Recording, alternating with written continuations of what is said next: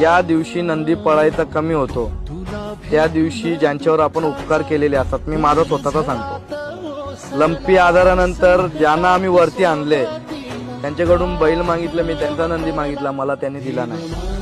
त्यांनी सांगितलं 2 मैदान बघू कसा पळतोय काय पळतोय, मग पुढच्या मैदानाला आम्ही तुम्हाला आमचा बैल देऊ.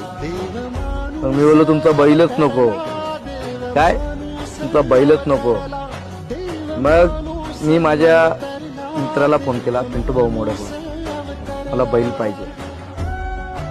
मी 5-6 जणांना फोन केला, बैलासाठी नाकारलाय आपल्याला.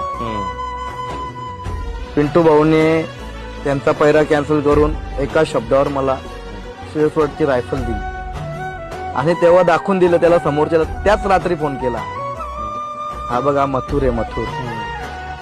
तिथं वडकीचं एक चांगलं पारितोषिक घेतलं हिंद केसरी. त्याच मैदानाला मी बोललो.